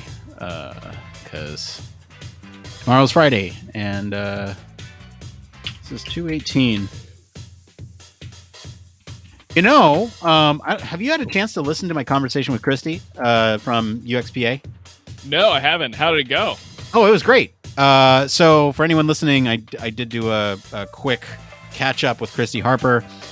We talked about UXPA International, and it was a good conversation. We talked a little bit about what it is, kind of the history behind it, what the event is typically like, and then what it was like this year with COVID, kind of key takeaways, favorite moments, posters, presentations. Cool. Yeah, it's actually really great. I was not expecting to have coverage this year. And I selfishly tweeted out, I was like, sorry everyone that we won't have UXPA coverage this year. We wish we could be there. If you're there, let us know what your experience is like. And Christy reached out. She's like, hey, I'd be happy to come on and talk about it. Very cool. I'm super thankful. So it's a cool place sometimes. Yeah. We got a lot of conference coverage coming. We have the Neuroergonomics Conference next week, which is interesting. Let's do a preview. Weekend, doesn't it? No, it starts on Monday. Well, it might actually start on... Pretty sure it starts on Saturday. Does it start on Saturday for us? because the time zone. It's Central European time. Here, you know what I'm going to do? 11th, right? Yeah. 11th Central. So it'll be sometime. There'll be something going on Sunday, I would imagine.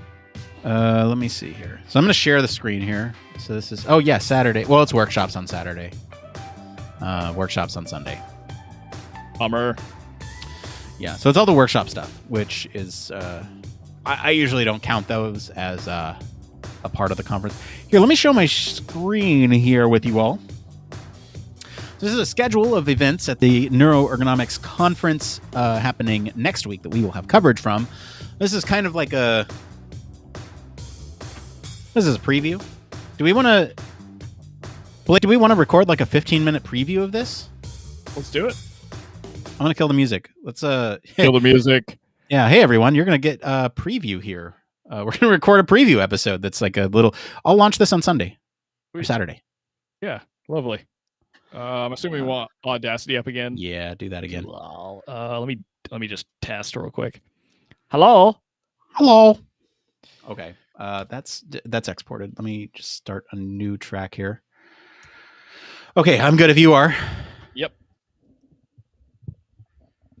Okay. Wait, how do? Hold on, we don't have any show notes. You want to do like an intro for it? Yeah, I do. Let's see here. So there's going to be... I figure what we just do really quick is like, hey, what are you planning to go to? What am I planning to go to? Or what do you want to go to? I know you're busy that week. I think a lot of the stuff happens in the morning for us here on the Pacific Coast. So, but we can just talk through some of these talks and plenary sessions and all that stuff. I think we can just talk through Monday. Yeah, let's do that. All right. So I guess stick around, everybody. We're gonna do a bonus episode. You get a bonus episode here. All right. Let's just you know what?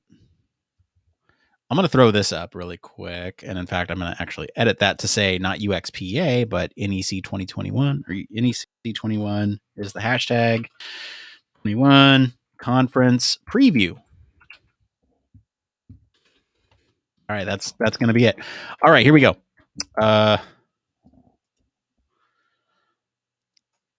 All right, stick around with us. We're going to do a quick little intro here.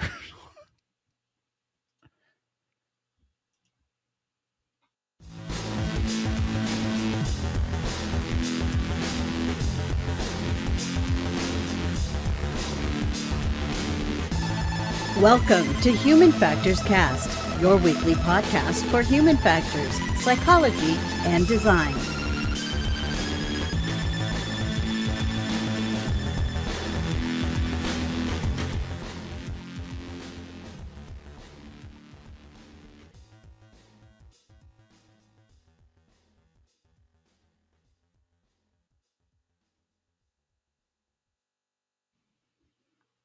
Hello, everybody. Welcome back to another episode of Human Factors Cast. This is a special bonus episode where we are taking a look at the Neuroergonomics Conference 2021. We're recording this live on September 9th, 2021. I'm your host, Nick Roome. I'm joined today by Mr. Blake Arnsdorff. Hello. How's everybody doing? Hey, man. I'm good. So we're going to actually sit here. We're going to break down the schedule of events for the Neuroergonomics Conference. And we're going to take a look at just kind of what's going on. If you are watching live with us or watching this, we will bring up a little visual aid here. But for everyone who is listening, we'll talk through these. So I do want to talk about just the schedule of events here. This will start on Saturday, September 11th. And so that first weekend, it looks like it's all workshops, right? There's Saturday, September 11th, it's all workshops. Sunday, September 12th is all workshops. Any of these workshops standing out to you, Blake? I would love to go through a workshop. Now, this is not super applicable to anything I'm doing, but the eye tracking in VR for active participants, that would be fun. It would just be a nice skill builder to understand how to use eye tracking in a VR setting and things you could do with it. Also, of course, you know me, I've become a little bit of an ML nerd. So anything machine learning based, and they've got a workshop also about machine learning for cognitive load interference with combining this with physiological signals. That would be really cool to learn about because I just like the idea of algorithms and things. But what about you, Nick? Any kind of cool workshops you wish we could attend? Blake, those two were the ones that stood out to me as well. I think the other one that could be interesting here is virtual reality for behavioral research. This one's happening at 2 p.m. This is also a Unity workshop. So I'm wondering if it's, more kind of behind the scenes of what you can do in Unity. There's a little bit more information here on the program itself, and you can check this out for yourself. We'll put a link down in the description of this episode so you can find it. But yes, I think those three, we're kind of biased. We have a lot of the same interests. So I think those three are kind of fun to look at. What about on Sunday here? There's a couple of interesting ones that stand out to me on Sunday, and I'm going to pick them out first so that way you don't steal mine. I'm looking at eye tracking in VR for active participants. I think that one could be a really fun follow up to the first day because it's the same one. I just realized I just picked the same one from the first day. It's a two-parter. So look at that. So it looks like a lot of these are two-parters. But I think some of the other ones that maybe aren't two-parters could be interesting, such as the Unfold Toolbox workshop. I have no idea what that is, but it looks like it's an EEG tool that combines EEG with eye tracking. So that's just the short glimpse that I could take a look at there. Anything stand out to you on the second day? Well, here's one that kind of pops my brain in half. Is apparently there's for EEGs most of the time you're using a cap and you're like measuring brain waves and stuff like that, or electrical stimulation. Well, apparently there's an ear module that you can now measure EEGs with a lot of reliable results, and so they're doing a workshop on it specifically about how it can be useful in everyday life, and I think that's amazing. I'm actually gonna say that, of course, part 2 of that Unity workshop sounds awesome because I actually didn't know that they have an entire experimental framework that's developed in Unity through Steam's VR system. And I think that would be amazing to learn about, just to understand like how you can use Unity in an experimental setting as a follow-up to the first one.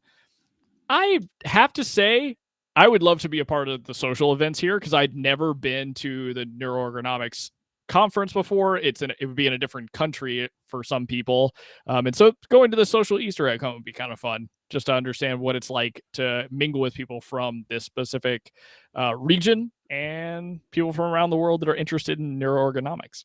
Yeah, there's to be fair here, there's a lot of opportunities for social interaction. I think it's really important, especially with this virtual venue. We've kind of previewed the venue on the show before. It's kind of like this digital a digital game where like it's almost like an MMO where you can walk around and interact with the environment. It's a conference in a game is what it looks like. It's in this software called Gather, or Gather Town is the location of the conference because it's an all virtual event. I want to get into Monday's stuff going on here. We do have an opening, so introductions and awards. You typically see these at conferences, but I'm really excited about this keynote speech here. This is 2 p.m. This is Central European Standard Time. So for us, I think this is like 4 a.m., which I will definitely be up for, which is saying something here. This is Body Representation in Virtual Reality. This is by Mel Slater. Basically, they're going to talk about, how experimental studies are measuring the body, because the body is always there, but in virtual reality, it might not be. I think this is really interesting. Any thoughts on this keynote here, Blake?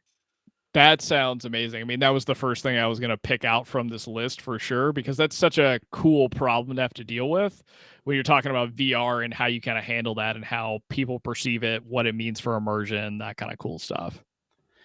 Yeah, I think this conference has a lot of stuff that's right up our alley. So you have showcases over the next hour. You have a passive BCI Grand Challenge. And so that would be cool to attend. Sounds a lot like the student design competition from HFES. Then you have a plenary on brain-computer interfaces. And this is awesome because we talked a lot about BCIs on the show before. It'd be cool to hear about it from the people who are actually working on this stuff. Because you and I, Blake, we've not worked on BCIs. We've talked about Neuralink and kind of the sexy headlines on the show, but actually sitting down and listening to the people working on this stuff for mental task-based brain-computer interfaces would just be, it's going to be awesome. I'm so looking forward to this, and I'm actually getting more excited now as we're talking about it. I'm really glad we're doing this now. Yeah, because this particular one is actually dealing with like things I would really be interested in, because this is that application base BCI. So what can we actually do with them in the wild, if you will? And this whole talk, it sounds like, or some of the papers that are in here are really focused on user training, decision making, how it can be augmented. So yeah, this is going to be a killer talk. Man. And then if that's not enough, you have a follow-up talk for aviation and transportation. So you have several different, presentations here. So it's just, it's what you'd expect for a normal panel session at like HFES. One thing I really like about this schedule of events is it actually has maps for where you can find these. And this is in GatherTown. Oh, now everyone knows where I'm at. We can see, hang on. Nope, it's not showing up. All right. Anyway, they have a link specifically for where you go. So I presumably you put this in and find it. So anyway, I think that's really cool. I think some of these talks are going to be really cool to attend. You also have neuroergonomics in the wild. So things like, outside, what auditory attended speaker decoding and saliency detection in mobile EEG devices. So there's some really cool talks here. And then we have these fireside events, which are, from what I understand, these fireside events are more like Q&As with these folks. We've been invited to a fireside event, although I think some scheduling issues. I don't know if we'll be able to attend, but I think it's certainly a cool concept where you might just be able to stop by and say hello to somebody, ask a question. That's rad. Yeah, we're talking logistics and transport with Stas Krupina. Sorry if I messed that up. And then we also have new media. So there sounds like some cool topics there. You also have a speed dating event. It's like a networking event, I'm sure, that you see in other places. And then you have posters ending out the day. Wow, man, I gotta say, this conference is very well put together in terms of content from my perspective, because it looks like a really, really good blend of talk showcases, but also like just content itself of being research focused, but also application focused. Because one thing that I was actually really stoked on for Monday is they've got a set of startups that are going to pitch ideas to a lot of these researchers, trying to get them interested in some of the ideas that they're coming up with. And specifically in neurotech and how neuroergonomics can be applied to like tech in the field. So there is just an awesome, array of different types of not only research, but applied work that's being showcased throughout this conference. So that's just really well done on their part. Yeah, let's get into Tuesday. So this is Tuesday, September 14th. The conference starts at 1 this day. And I like it in the afternoon for Central, because that means we wake up super early at 4 a.m. But I think it's also a pretty acceptable time for a lot of folks around the world. Wow, you saw something? You see something? Yeah. So I don't know. I talked about this 2 weeks ago when we were talking about video games and attention. So there's this awesome researcher who I've been infatuated with for years, named Daphne I'm going to say her last name wrong, Bavlier. But she is the one that got me so excited about video games, neuroscience, how it can impact training and those kind of things. And it looks like she's actually talking about first-person shooters and some training regimen stuff at this conference. So that's amazing. We should reach out for an interview. Yeah, for real. I couldn't do it. I'd have to have you do it. I'd be just too fanboy for it. Yeah, no, seriously, because this particular researcher's lab and her lines of research just really enamored me when I was in school. So this is really amazing. Cool. Very awesome. Yeah, let's get into Tuesday. So like you said, there's the keynote. This is at 2. But before that, you have more workshops about EEG applications and neuroergonomics. You also have more posters. So, and then like Blake said, you have the keynote. You have more talks on healthcare and methods, which is going to be really interesting to sit through. Sounds like there's some really good talks in there, especially, again, as we're kind of looking at decision for mental ergonomics, thing that's in methods. And then you also have things like stress variations and stress testing in VR, eye tracking systems. So like there's some pretty cool stuff there, right? You also have a panel, Women in Neuroergonomics, really important. Hopefully we can cover that. You also have another keynote here almost towards the end of the day. It looks like it rounds it out before the fireside chat and the social.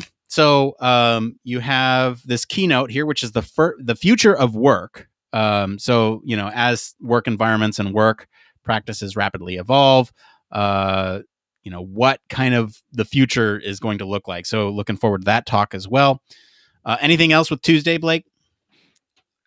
I'm really enamored by this methods portion because neuroergonomics is not something I'm super versed in or familiar with. I have a textbook that I, pull out every once again when I want to blow my mind, but it would be amazing to sit through these different variations they have on Tuesday of methods they're using. Cause it's everything from things you can apply normally to using complex tools like EEGs and EMGs. So that would be amazing to just sit through and kind of absorb. Yeah. All right, let's get into Wednesday here. So again, more posters in the morning. You have a plenary session here, learning and cognitive enhancement.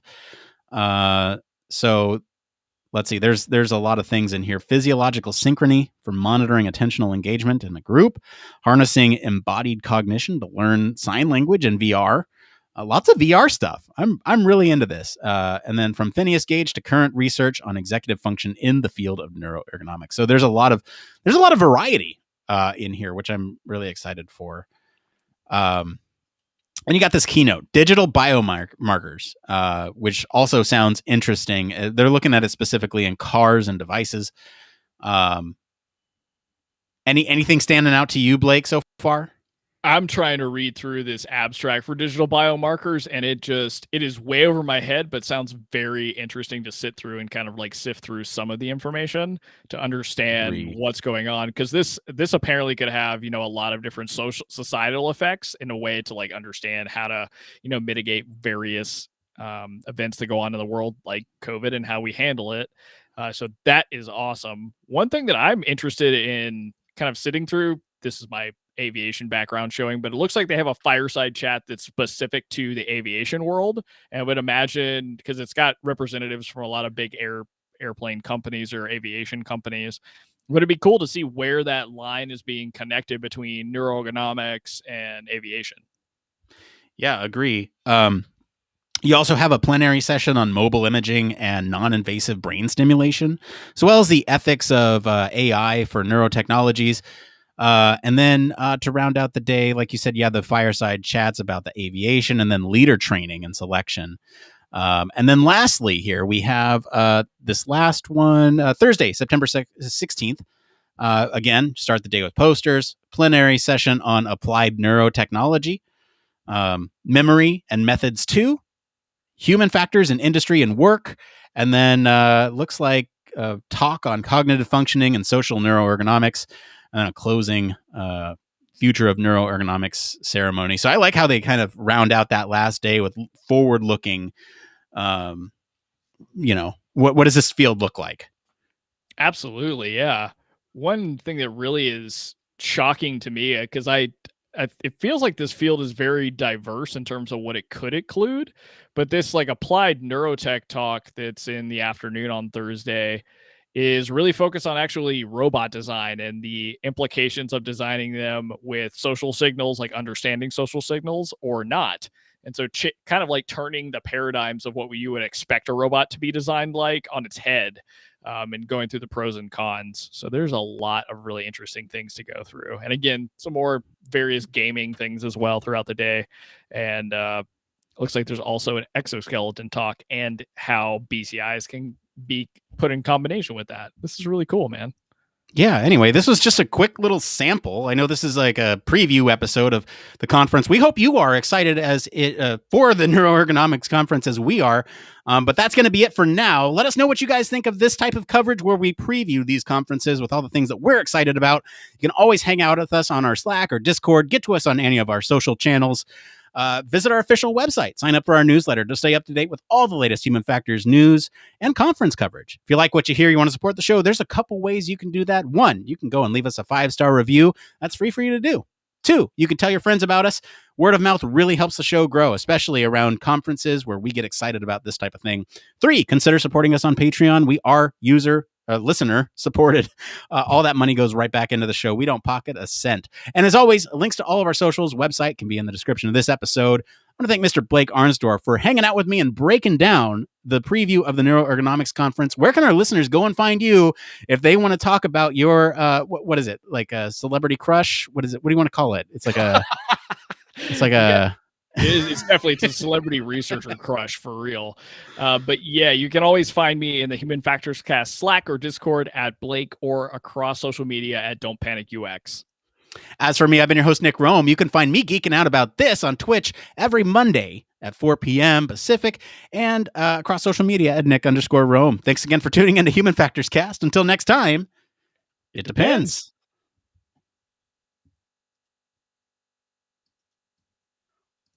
Look at that. I can't believe we got 2 episodes in here tonight, Blake. That was a smart move, sir. All right. If you've been hanging out with us, we really appreciate it. Hopefully you enjoyed that little second bonus episode. We'll release that on Saturday for you all, which means more work for me, but that's okay. That's okay.